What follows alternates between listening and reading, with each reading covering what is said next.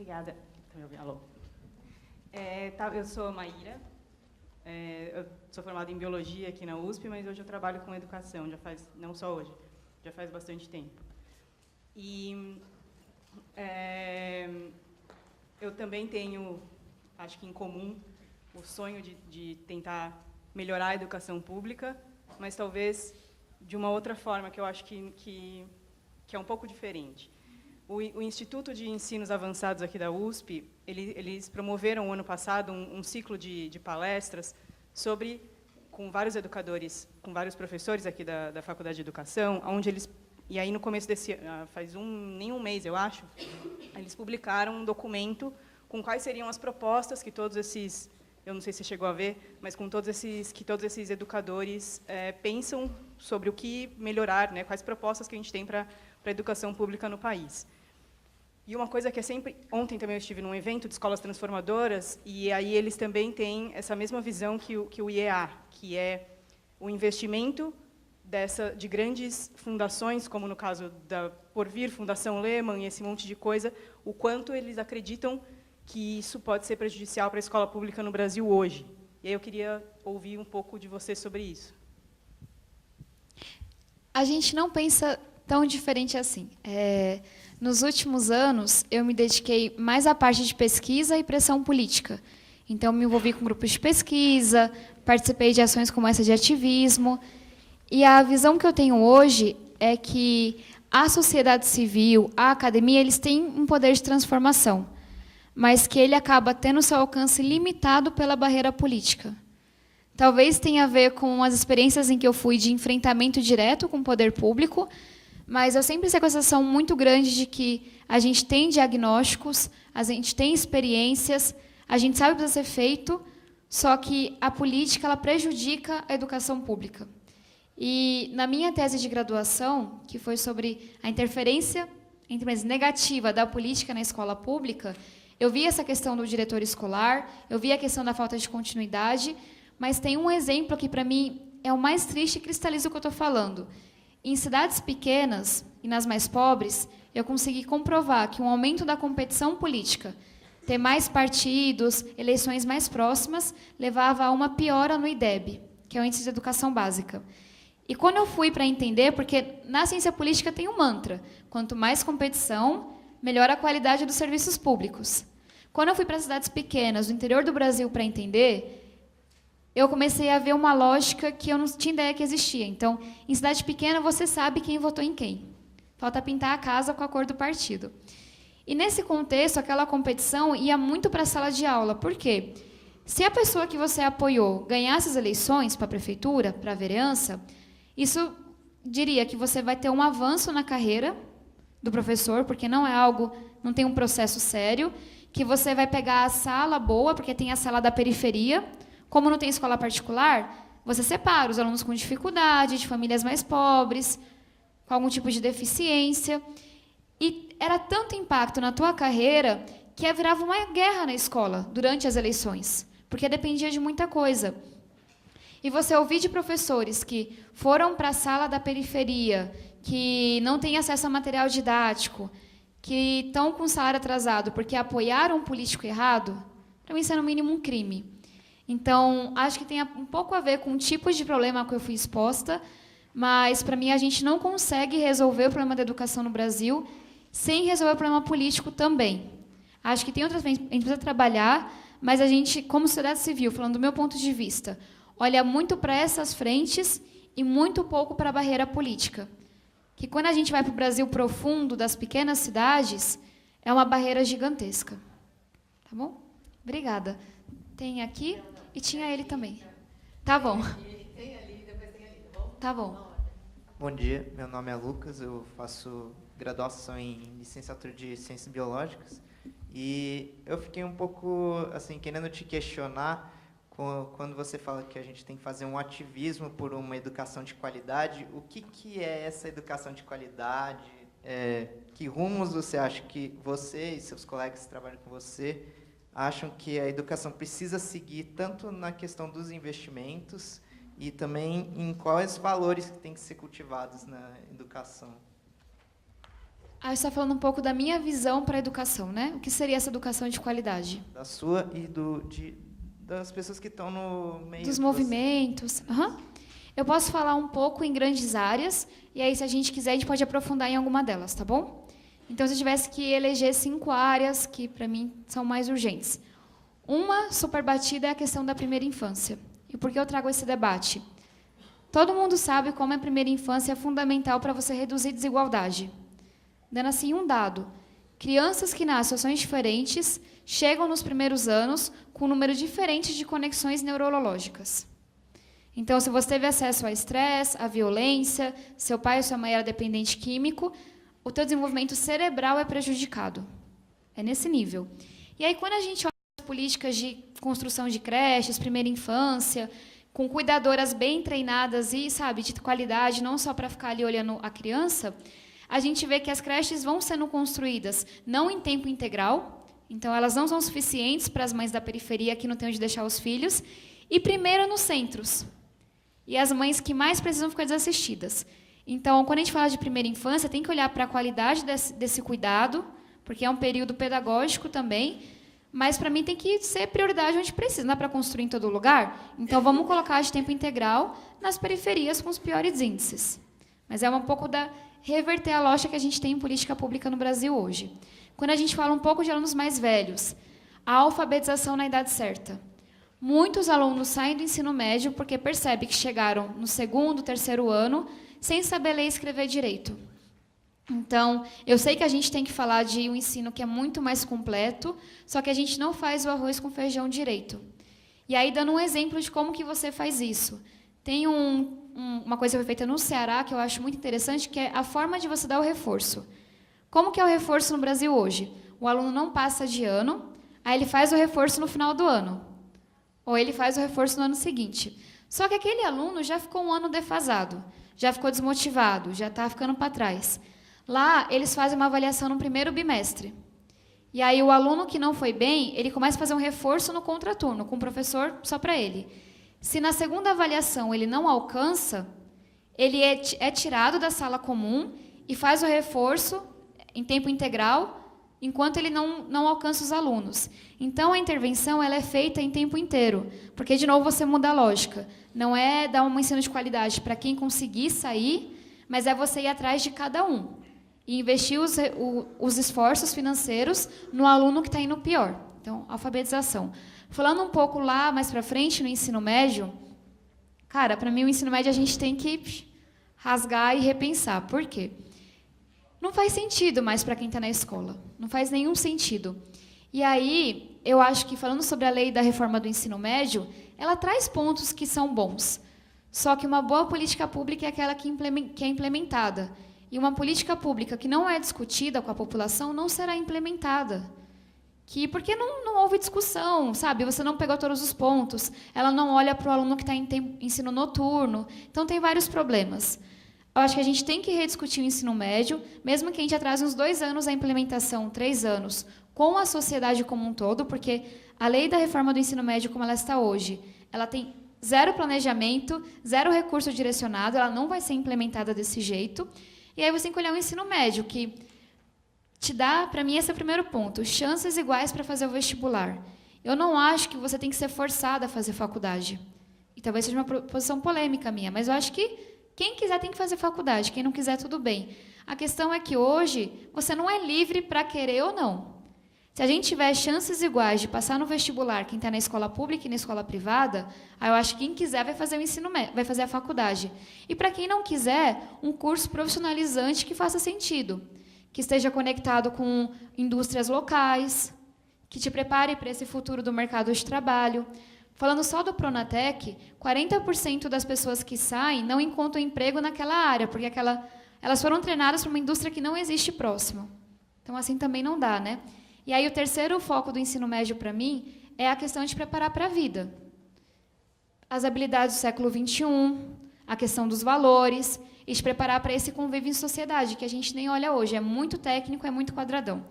Eu falei aí de 3 áreas. Eu queria falar ainda de professores, financiamento e também de ensino superior, mas eu vou deixar para as próximas perguntas, porque senão eu vou ficar aqui 1 hora, tá bom?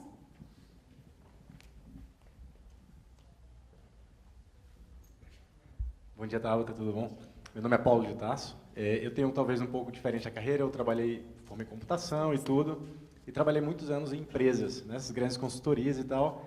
E aí, há 3 anos atrás, decidi que aquilo não era mais o meu grande sonho, e que meu grande sonho passou a ser educação e contribuir de alguma forma. Tenho acompanhado alguns debates relacionados especificamente à Base Nacional Curricular Comum, né? Não sei se todo mundo conhece, é um projeto do governo para tentar estabelecer uma base comum, né? E tenho assim, os últimos 2 encontros que eu fui, eu vejo um não diálogo, né? Uma discussão sem propósito, né? Entre o governo e a iniciativa privada, né? Não se escuta os alunos e está se discutindo um negócio muito louco que eu não sei para onde que você está querendo ir, mas se acredita ser uma solução para isso que você acabou de comentar. Como é que você vê isso hoje? Você está acompanhando? Como é que vê isso? Como é que funciona isso hoje? No Mapa Educação, a gente foi muito ativo na discussão da base, que primeiro foi a do ensino básico e agora está vindo a do ensino médio. E é uma mistura de sentimentos, vou tentar expô-los. Primeiro, eu acho que a construção da base ela é uma vitória para a educação, porque a gente precisa ter um mínimo de qual que é a nossa visão para currículo no Brasil e deixar espaço para você adaptar regionalmente. E eu acho que ela dá um pouco desse mínimo, e foi um processo que envolveu muita gente. E para a construção de política pública, você envolver muita gente, para mim, é um valor. Não só pensando em ser correto, mas em ser possível de implementado. Então, eu acho que a base ela tem muito apoio para ser implementada. Agora, falando como que a gente corrige ela, eu acho que entre passar e não passar é melhor passar, porque a gente não tem nada, mas ela tem que ser editada em sérios pontos. E aí eu falo um pouco do nosso congresso. Por quem acompanhou o movimento de perto, evitou ao máximo que a base fosse discutida pelo Congresso. Pensem em 3 bancadas: bala, boi e Bíblia.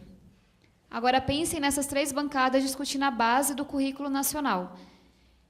E se lutou muito para que o Congresso não tivesse um dizer sobre esse currículo. E muitas das discussões é por causa disso. Então, você começa a falar de ideologia de gênero, você começa a falar de um monte de coisa, quer tirar o ensino de história das culturas africanas e afrodescendentes. Então, ele foi politizado da pior maneira possível, na minha opinião, porque você saiu de uma coisa que foi construída pela sociedade e que, na hora que ela foi se levada para uma discussão política, você vê essa interferência partidária, que é um pouco da minha visão da educação. A gente tem que despolitizar a educação. E aqui eu não estou falando de escola sem partido, sou completamente contra. Alguém pergunte sobre isso, mas falando de despolitizar a educação no sentido de determinar que partidos determinem o que vai no currículo, porque é interesse dos seus apoiadores que você fale sobre ideologia de gênero, que partidos determinem quem vai ser o diretor escolar, quem vai ser o ministro da Educação. É isso que me incomoda. Então, eu acho que a base é uma vitória, a gente tem que lutar por ela e tem que lutar para que ela não seja politizada nesse sentido. Seja uma discussão técnica de uma base que te dê valores, ensine respeito e dê o mínimo para nossas crianças. Deu para entender? É que é super complexo. É complexo, mas eu acho que é um bicho bem interessante a respeito. Obrigada. A dificuldade hoje é porque foi para a questão política e aí se não se resolve, você está falando. Né? Exatamente isso. Quando a gente coloca pessoas como Bolsonaro para debater currículo, a gente perde o foco do que importa. Tabata, a gente tem mais 4 perguntas, aí a gente encerra, que a gente também tem um horário aqui do auditório, tá bom? E só vou reforçar que é óbvio que ela está aberta a todas as questões, ela já deixou, mas que a gente foque o tema da palestra de ativismo educacional e carreira, tá bom? Que a gente não perca muito o foco. Quem mais tinha levantado a mão? Ele, aqui e aqui. A gente encerra, a Tabata está à disposição, ela já deixou as redes sociais, os outros canais, e que a gente tem horário para entregar o anfiteatro, tá bom? Muito obrigada. Prazer, Tabata. Meu nome é Josué. Depois da palestra acho que vou mudar meu nome para Tabatu, né? Porque eu me identifiquei muito com a tua história. Eu faço doutorado na Escola Politécnica, na área da computação. Mas eu venho do Pará, do sul do Pará. Eu me formei lá na UFPA, no campus do interior, que é o campus de Marabá. E meu curso de graduação foi tão ruim que eu pensei assim, eu vou voltar para tentar fazer algo pelo meu curso. Aí eu fui fazer mestrado na capital, voltei. consegui passar no concurso. Tipo, essa era a minha motivação. Também é, de certa forma, mudar a sociedade que me envolve ainda hoje. Tem muita gente que hoje do Pará me olha assim, Josué foi para a USP, né? Tem muitas crianças, tem uma criança que uma vez falou para mim que queria estudar igual a mim. Então é isso que me motiva, é fazer ser exemplo para alguém, né? Como você fez. Eu me identifico muito com a tua história. E só que quando eu voltei para dar aula na universidade, os alunos são muito desmotivados.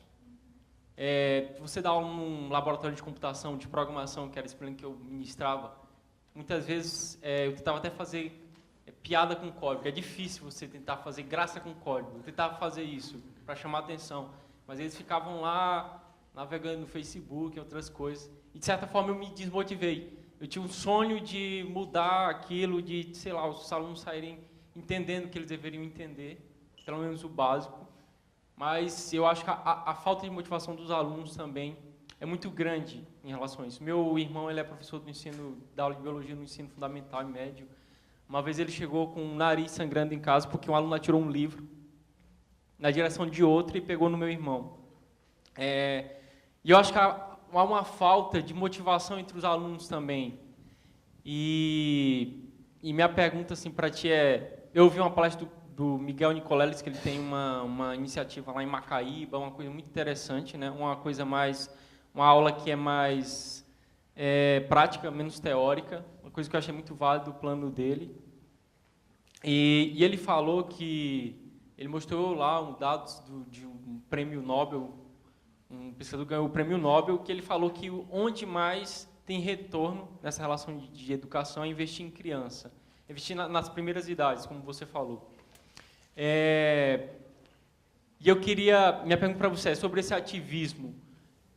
Também existem pesquisas que falam que, por exemplo, hoje os professores que dão aula no ensino médio são os alunos que eram os 30% piores da turma, viraram professores, né? Então, eu acho assim, a conjuntura toda, né? São muitos fatores que levam a gente a ter desempenhos terríveis e falam que o nosso currículo hoje, a Base Nacional, como ele fala, o que as pessoas estudam no ensino médio, diz que é discrepante de todo mundo no Brasil, diz que é algo assim anômalo. E dentro de todo esse universo, eu queria falar para você o que mais influencia negativamente a educação hoje, o que a gente poderia fazer de maneira mais estrutural, né? Que poderia impactar toda essa cadeia de negatividade que você tem na educação e transformar isso. Então, a minha pergunta é mais sintetizando, o que é fundamental de todas as coisas negativas para a gente conseguir, quem sabe, mudar e transformar a educação do Brasil em algo melhor, né? Enfim. Josué? Eu também me identifico muito com você, porque é dureza, né? Eu faço um trabalho com escolas de ensino médio da Zona Sul, que é a minha região. Trabalho com outras escolas também, mas mais focado na Zona Sul. E é muito desmotivante às vezes, porque essa pergunta que eu fiz para vocês dos sonhos, quanto mais velhas vão ficando, menos pessoas levantam a mão. Já aconteceu de uma escola, sei lá, geralmente 40, 50 alunos, e 5 levantam a mão, 4 levantam a mão. Então, o ensino médio ele realmente acaba com os sonhos dos jovens, das crianças, e eles são muito desmotivados, porque é um pouco do que eu falei da nossa psicologia. A gente sai de um ponto de partida diferente. As barreiras são muito grandes. Então, o mais fácil é você colocar o fone de ouvido, ficar escutando o rádio, colocar o capuz e falar, não vou nem tentar, porque assim eu não fracassei. Porque está tudo tão posto para você fracassar e não dar certo, que você tentar é meio que você jogar junto, sabe? Então, a postura que eu vejo quando eu vou nas escolas é eu não vou nem tentar sonhar, estudar, me esforçar, porque não vale a pena, e pelo menos eu vou poder falar que é porque eu não quis, não é porque eu não consegui. Então, eu sempre vou nas escolas, é muito difícil quebrar essa barreira, e eu sempre paro e penso, até quando eu dava aula, de que, cara, o maior problema aqui não é técnico. Eu sempre penso isso. Meu maior desafio aqui não é ensinar português, matemática, biologia, química. O meu maior desafio aqui é voltar a motivar esse pessoal. E tem que ser doses de motivação diárias, porque as barreiras são diárias. E tem até um estudo da McKinsey, que saiu ano passado, que mostrou que o fator que mais determina O sucesso dos alunos no PISA, que é uma avaliação internacional, é a motivação. Exatamente. Como é que você mede, como que você ensina, como que você aumenta isso. Então, concordo contigo, o problema é de motivação. A galera está completamente desanimada porque não vê perspectiva, ainda mais com o Brasil como ele está hoje, mas a gente não pode desistir. E é exatamente o que você fez, voltar para a tua comunidade, continuar inspirando, não porque a gente fez muito, mas porque a gente veio de lá, porque é isso que importa para o pessoal saber. Cara, você saiu daqui, você fez algo diferente. Então, eu também posso fazer algo diferente, independente do que seja. E não desistir, porque se eu e você, se essa galera aqui desistir, quem vai acreditar? Sabe, se espera que o pessoal, tipo, que está trabalhando com educação, que a galera mais jovem, tenha mais motivação e acredite. Porque se não for a gente, quem vai ser? Se não for agora, quando vai ser? Então, é meio que a gente tem que fazer porque não tem opção. Então, é continuar acreditando, continuar trabalhando, porque a principal barreira realmente é essa. É fazer com que as pessoas voltem a sonhar e voltem a ter motivação. Força. Alô. Oi. Meu nome é João Tertuliano. Eu sou aluno da graduação em Física da turma de 2012 do Noturno. Alguns colegas, como o Naim, conviveram com você um semestre. Eu entrei em 2012. No diurno. Alguns colegas conviveram com você, já concluíram, estão fazendo mestrado, né? Eu quero terminar esse ano, porque eu já estourei toda a minha cota de optativa, inclusive lá nas biomédicas. A minha colega está aqui na frente, né? E o meu sonho é visitar o Museu da Relatividade lá em Sobral em 2019, onde foram feitas as medidas do eclipse 2019, de 1919, né? Uma articulação estupenda no final da Primeira Guerra, né? E choveu nas Canárias, onde foi a equipe titular, a equipe reserva estava lá no Ceará, em Sobral, né? Mas esse museu estava... Vários amigos meus já tentaram, né? Caminho de Jericoacoara, e estava fechado, não sei se está aberto. Mas o que me trouxe mesmo hoje aqui foi uma oficina que eu fiz durante o doutorado, em 98, na casa do Zezinho, tinha 170 alunos. Então, eu fiz uma oficina lá à tarde, mas morrendo de medo de mim mesmo, porque senão não terminava o doutorado em Física, né? Eu estou fazendo a graduação agora, porque eu tinha feito Engenharia Elétrica, ficou uns buracos na formação, e aqui ninguém ajuda o outro. O cara vem querer ter a minha conta, porque eu erro integral, entende? A ciência, né? Bom, mas além do Museu da Relatividade fechado lá em Sobral, você pode até falar sobre ele, que você morou lá, eu só passei de passagem algumas vezes, existe um observatório astronômico em Feira de Santana, acho que é da prefeitura também, que é fechado à noite. Nós fomos lá em Feira de Santana, tem uns amigos, bom, o observatório estava fechado, a gente foi tomar cerveja. Na Paraíba tem a estação Cabo Branco, não sei se você conhece, João Pessoa, em Campina Grande, o Museu das Profissões. Aí a propaganda lá de Campina Grande, onde eu morei 35 anos, que é a segunda cidade do Brasil com mais doutor por habitante, tem uns 1000. Até eu tinha doutorado lá, só perto para São Carlos, tem os mesmos 1000, com 250 mil habitantes, 240 mil. Né? Então, Campina Grande ficou um para 400, São Carlos um para 240. Falaria também de Salvador, tem um excelente pós-graduação em Ensino de Ciências, né, na Universidade Federal da Bahia, em particular de Sergipe, onde o José Fernandes de Lima, foi presidente do Conselho Nacional de Educação, deu uma palestra aqui na Física em 2013. Ex-aluno da FEBEM, o Lima, meu vizinho aqui na pós-graduação. Mas o que eu quero falar, principalmente da minha cidade, Santana do Ipanema, que hoje tem 3 universidades públicas, tem a estadual desde 94, a Universidade Federal e o Instituto Federal de Educação de 2005 para cá. Então tem um mosaico aí para juntar essas peças, e eu vejo na tua atividade política uma maneira de juntar essas coisas, né? Talvez começando por Sobral, você possa falar um pouco das comemorações do centenário do eclipse que confirmou a teoria da relatividade geral. Eu não sei se entendi muito bem a pergunta, mas muito obrigada por contar sobre esses lugares. Eu conheci o lugar onde o Einstein esteve em Sobral. Vale muito a pena ir, tem como conferir os horários certinhos. E se eu puder fazer um comentário sobre tudo isso que você trouxe, é que a gente tem muita coisa boa sendo feita no Brasil. Em astronomia, astrofísica, nas áreas que vocês amam, porque eu amo essas. e que falta pouco para a gente conseguir virar o ponto, para a gente conectar as coisas, para a gente trocar boas experiências, para a gente voltar a investir em ciência, tecnologia, inovação, para a gente colocar o prumo nessa coisa toda. Então, está plantado já, falta vontade para isso acontecer. E não só vontade política, mas vontade nossa também. Tá bom?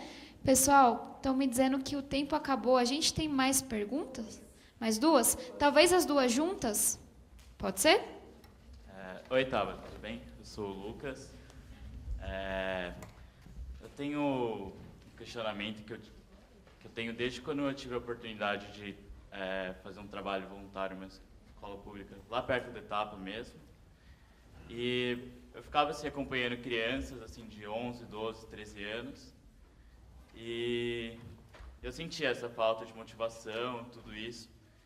Mas, sim, algumas crianças muito agitadas e tudo mais. Mas quando parava para conversar, a criança conseguia se acalmar. Você perguntava o que você quer fazer da vida, o que você quer ser, você quer estudar, por que você não estuda, assim. Eu comecei a perceber, assim, que, para minha realidade, assim, de que eu sempre fiz escola pública, escola particular, meus pais fizeram faculdade, para mim sempre foi claro que a educação é o caminho.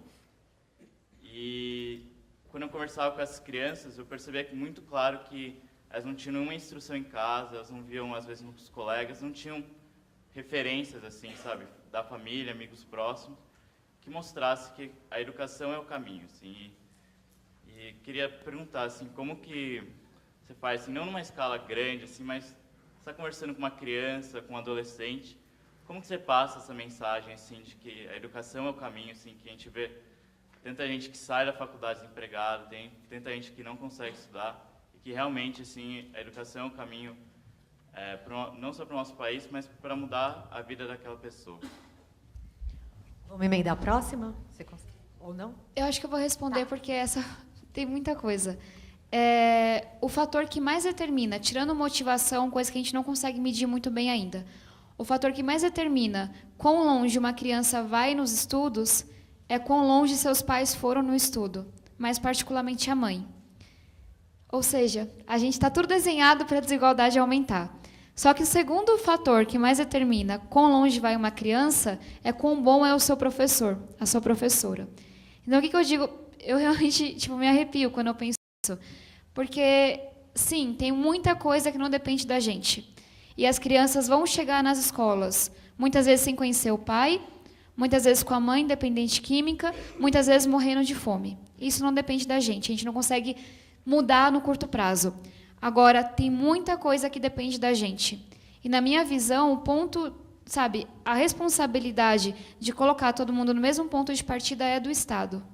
Então, tem muita coisa que a gente pode fazer para corrigir isso, investindo em bons professores, olhando para a remuneração, olhando para a formação, com escolas de tempo integral. E aí, só para vocês ficarem com a pulguinha atrás da orelha de como que a gente faz isso, tem um livro que eu amo, chamado Outliers, Fora de Série. Sem dar spoiler, ele basicamente começa falando sobre como o mês em que você nasceu determina teu sucesso em muitas coisas que a gente não faz ideia. Ou seja, a desigualdade é mais assim embaixo do que o que a gente acha. Mas ele termina o livro falando de uma escola no subúrbio de Nova York que consegue realmente colocar todo mundo no mesmo ponto de partida. Então, para dizer que nossas crianças chegam com as situações mais problemáticas, sabe, com um futuro desenhado pelo lugar onde elas nasceram, pela educação dos pais e por aí vai, mas tem muita coisa que a gente consegue fazer, se a gente priorizar isso. Leiam Fora de Série. Eu chorei horrores no último capítulo. É muito, muito bom. Tá bom? Obrigada, viu? Mais uma? Okay. E eu respondo a sua depois, tá bom? Bom, meu nome é Carlos, a gente está aqui no auditório bem jovem, né? Vocês podem ouvir pelos meus cabelos que eu não sou tão jovem assim, mas as pessoas também mais velhas também têm sonhos. Mas o que eu queria falar é o seguinte, eu faço pós-doutorado aqui na Escola de Comunicação e Artes, aqui. Meu primeiro curso de graduação foi um curso de teologia, trabalhava numa escola confessional, com ensino religioso, depois eu acabei achando que eu devia aprender a ser professor, e vim aqui para a USP para fazer faculdade de pedagogia. E aí eu acabei entrando em contato sobre a importância da gente ensinar tudo a todos. E acabei me interessando por uma área que é a área da divulgação científica.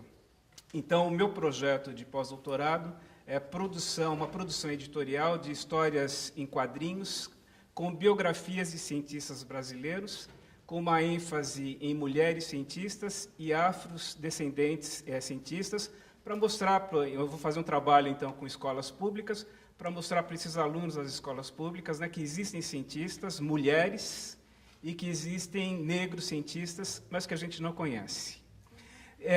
Eu fui em busca de financiamento para esse projeto, para a FAPESP, e a FAPESP considerou que essa não é uma pesquisa prioritária.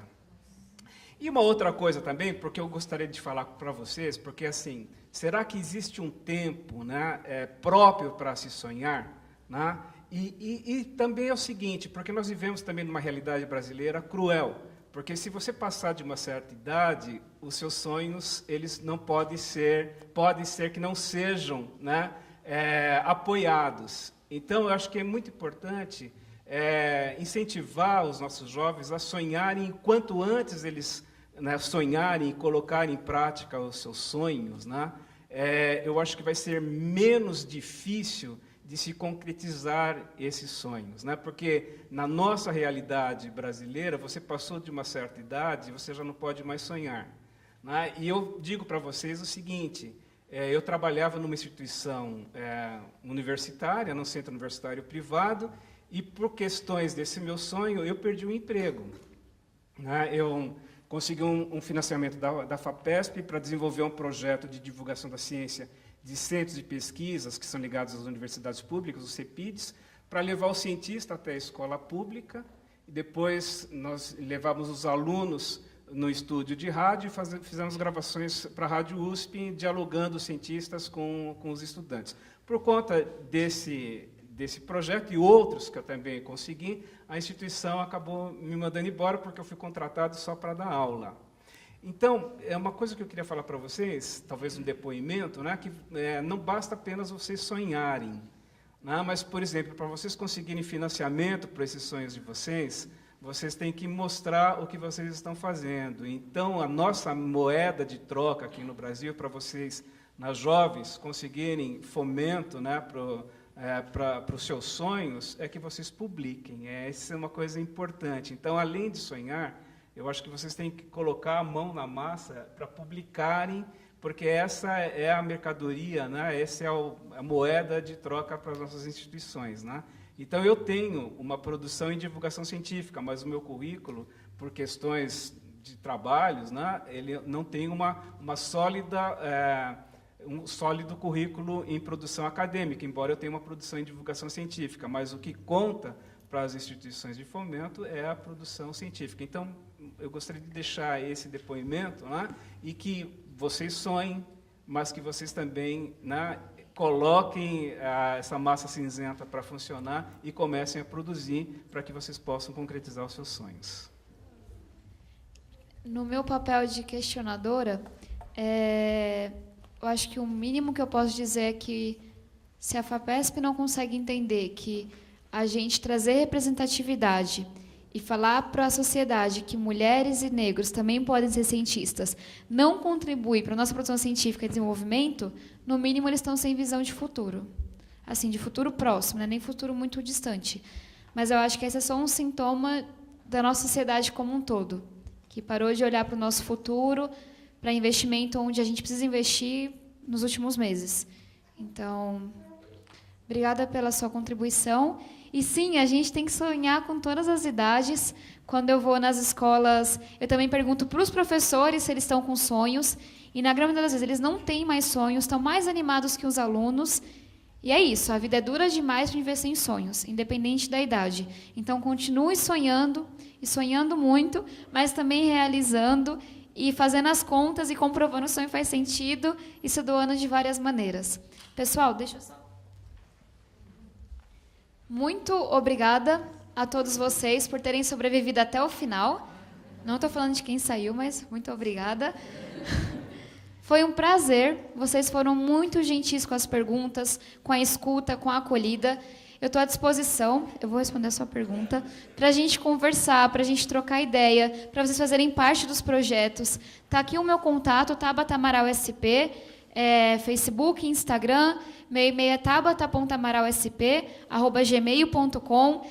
Posso dar meu WhatsApp para vocês, fiquem à vontade, bora conversar, espero sair daqui inspirados, pelo menos se provocando a encontrar esse propósito, sonho, motivação, e vamos junto, que a caminhada é longa, é difícil, mas é necessária e é possível. Beleza? Muito obrigada, até mais. Tabata, obrigada. Obrigada a todos presentes. Quem se inscreveu vai ter o certificado, tá bom? Lá pelo e-mail, direitinho. Só reforçando, a gente vai disponibilizar a palestra na íntegra, editada, no nosso YouTube, a gente compartilha no Facebook. Comentem lá, é muito importante o feedback de vocês. Compartilhem, porque foi um excelente momento. Obrigada para todo mundo. Bom dia.